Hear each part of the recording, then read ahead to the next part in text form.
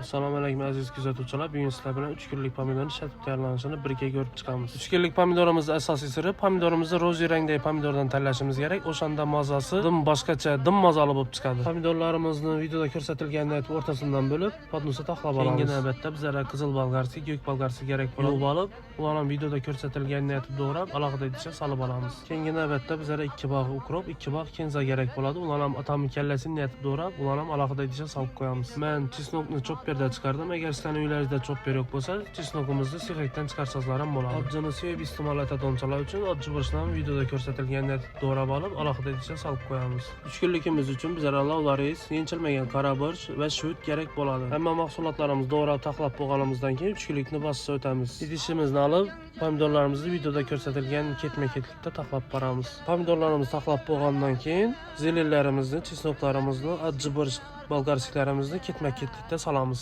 Solib bo'lgan mahsulotlarimizni izidan qora borsh, lavlaris, shutni solib, izidan pomidorlarni yana videoda ko'rsatilgandek ketma-ketlikda taxlab ketamiz.